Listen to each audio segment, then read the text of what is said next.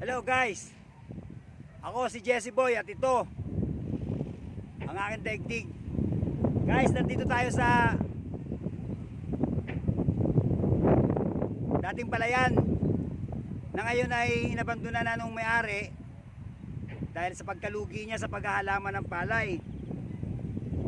Ngayon taniman na lang ito ng mga talbusan at ng mga iba't ibang gulay dito sa aming lugar. Ang hindi maganda sa balita guys, yung makakarinig tayo na ang DTI Secretary na si Secretary Pascual ay pinusisyon ni BBM doon sa isang trabaho. Hindi niya alam yung kanyang gagampanan.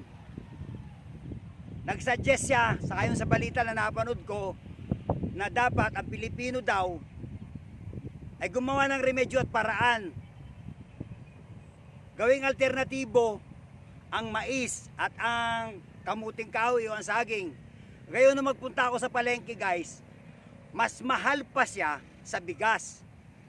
Tapos hindi sustainable yung sapat na nutrition na matatanggap ng iyong katawan sa pagkain ng mga halamang ito tulad ng kamote, mais na sinasabi ni Secretary Pascual ng DTI na gawing alternatibo. Mas mahal guy at hindi sasapat para sa 5 tao ang 1 kilong mais. Ang 1 kilong balangoy ay ganun din, hindi sasapat. Lalong mapapalaki ang gastos, kaya lost stock ang sekretaryeng ito. Dapat pag naglagay na sekretary ang Pangulo doon sa posisyong ilalagay niya, dapat alam niya yung kanyang obligasyong gagampanan dahil pasuswelduhin siya ng taong bayan. Ang lalaki ng sweldo ng mga ito guys, pero mangmang parang wala silang aral at walang talino. Pakinggan yung balitang ito guys. Ito ay trending ngayon. Ito ay usapin sa Senate ay sa Congress. Pakinggan yung mabuti guys sinabi niya. Monitor niyo po ba magkano na yung kilo ng mais at kamote? Sec. Yes. Hindi po namin minomonitor ang price ng mais at kamote. So, hindi wala po kayong idea magkano po yung presyo ng mais at o kamote? May statement po at maganda naman po yung may alternative na diet, adjust yung diet ng ating mga kababayan kahit na tayo, i-adjust yung budget. Pero adjust paano niyo po kaya nasabi yun alternative yun sa bigas? Samantalang yun po ay mas mahal po yata yun sa bigas. Gusto ko lang pong linawin, na misreport yung sinabi ko, Okay. at misinterpreted. Guys, yan ang sekretaryeng iniluklok ni BBM na gawing kabinete. Yung posisyon niya hindi niya alam. Ang buong bansa ngayon guys ang naghihirap. Ang 110 milyon na Pilipino, higit sa kalahati ngayon ang patay gutom at di na kumakain dahil sa sistemang bulok. Guys, di ako naniniwala na tayo ay sorted sa mga halaman tulad ng palay at iba pa mga gulayin. Kamakailan nga sa mga balita ang mga gulay na bubulok Eto pa guys, ang isang balitang kaawa-awa ang mga Pilipino. Kawawa talaga tayo guys sa mga taong ito. Napakalaki pagkakamali ng pagboto kay BBM ng 31 milyong taka. Ngayon nagsasaper na ang buong bansa at abot-abot na ang hinagpis ng pagsisisi. Isa na ako sa biktima nila guys. Maging ang pamilya ko kaya patay gutom na. Guys, kahit pagtatluhin pa natin ang ating katawan na magtrabaho 24 hours, wala nang off, hindi sasapat ang kikitain natin. Bakit? Maliit ang pasahod, mahal ang bilhin. Pipigilan ang pag-unlad mo ng mga bilihing ito at magiging alipin tayo for life. Tingnan nyo guys ang balitang ito. Kaawa-awa talaga sa bayan ng Pilipino sa mga pinagagawa ng mga ito. Hindi sila karapat dapat lumuklok sa anumang posisyon ng pamahalaan. Dapat sa kanila magretiro. Kaawa-awa taong bayan guys. Nagtungo si Lena sa Commonwealth Market sa Quezon City kaninang umaga. sa pag-asang makabibili ng mas murang bigas. May ibinebenta kasi dito na 38 pesos kada kilo na subsidized ng Philippine Rice Industry Stakeholders Movement o PRISM.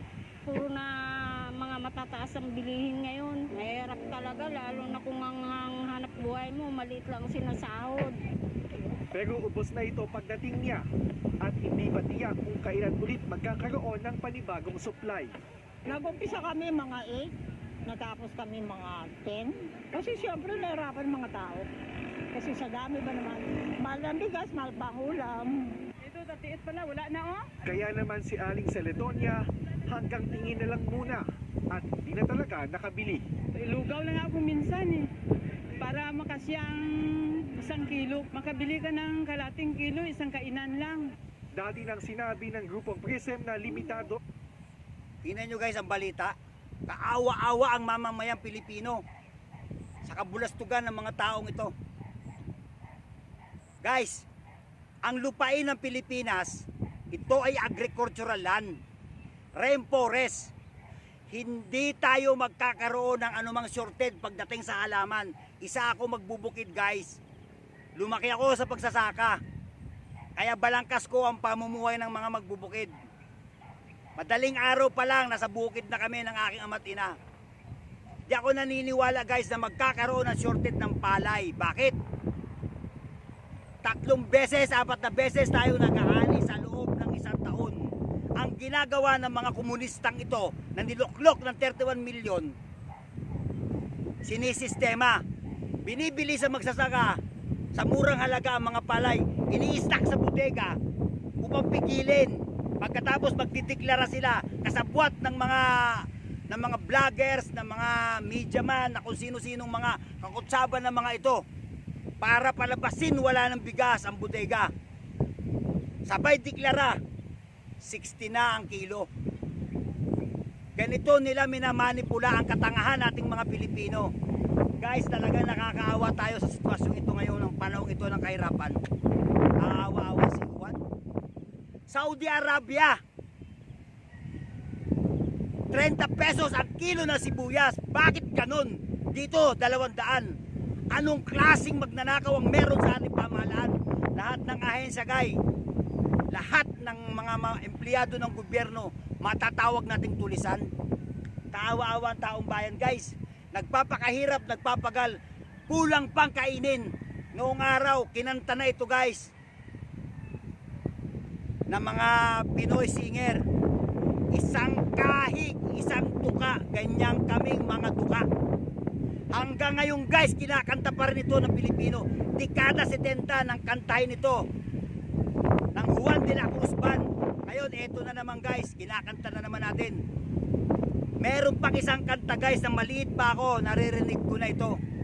Balanghoy, gabi, saging, kamote, ang among pagkaon. Pagkalisod karon, ang sabi ng mga Bisaya guys, minamantak mo, kinakanta na naman ngayon, papanahon ng Marcos Jr. Awitin ito ng kanyang ama na i-compose ng mga singer nung panahon ngayon dahil sa kahirapan. Nakagawa sila ng mga lyrics at nota dahil dinidikta ng puso at isip nila, hindi sila makalaban sa pamahalaan dahil papatayin sila at palalabasin sila yung mga MPA. Ito ang napakasakit na katotohanan guys. Hindi totoo guys, shortage tayo sa bigas. Isang kalukuhan. Kamakailan nakabal na sa balita. 3 bodega sa Bulacan, ayon sa mga lalubasa, sapat na pakainin ang mamamayang Pilipino na 100 million ten ang dami sa loob ng 2 taon sa dami ng bigas na yon. Ngayon hinold nila. Kanila yung guys sindikato guys, malawak ang sindikato.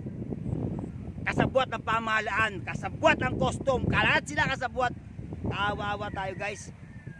Kawawa tayo. Kailangan malaman ito ng buong mundo na ginaganito tayo ng ating pamahalaan. Mali ito guys. Hindi lahat ng Pilipino BBM ay tanga. Nag-aral din akong katulad ninyo.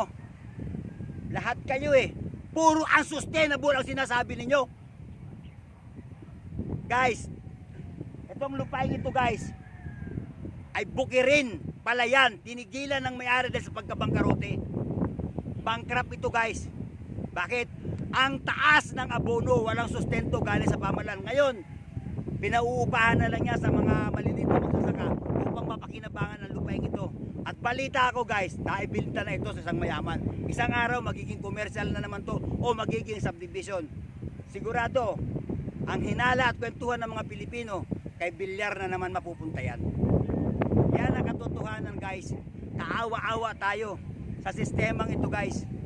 Hindi maganda ang nangyayaring ito guys. Niluluko tayo, garapalang panluluko. Rainforest guy ang bansang ito. At ang tawag dito ay archipelago. Napapalibutan tayo ng katubigan. Kahit magkaroon pa ng El Nino guys, uulan. Bakit? Iakit ng kaulapan ang tubig sa dagat at ibabagsak din muli sa Pilipinas. Bakit? Rainforest ang tawag sa bansang ito guys. Anumang oras, anumang araw pwede tayong magtanim.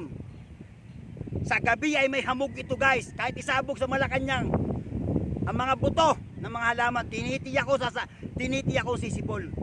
Napakamali nito guys. Kaawa-awa si Juan. Hindi lang ako ang nagdurusa guys. Ang buong bansa. Yung pangako ni BBM na 20 pesos ang isang kilo, ngayon 1/4 na ang 20.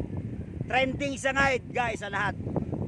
Sa YouTube, sa Facebook, sa TikTok, sa lahat halos ng platform ng social media, idinadaan na lang ng mga tao sa kanta o sa joke o sa vlog dahil di sila makalaban sa pamahalaan. Papatayin sila ng mga pulis. Palalabasin yung PA, katulad ko. Palalabasin nilang ako ay rebelde at impiye. Sino ang rebelde? Sila guys. Sila ang nananarantado sa atin. Kawawa mamamayan guys. Hindi totoo. Nag-shorted tayo sa bigas, sistema at sa buwatang malaki ng mga komunistang ibinuto ng 31 milyon tanga. Guys, ako si Jesse Boy at ito ang ating daigdig.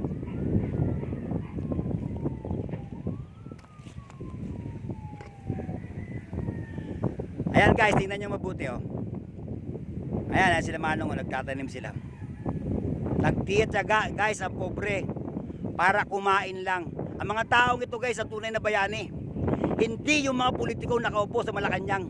Sila ang tunay na kalaban guys. Ang mga to guys, nagpipigati araw at gabi. Mapakain lang nila ang kanilang pamilya sa marangal na paraan bago nilalapastangan tayo ng gobyerno. Maglapastangan ito guys. Kaawa-awa ang mamamayan. Tingnan nyo guys oh. Agricultural na ng bansa kung ito guys.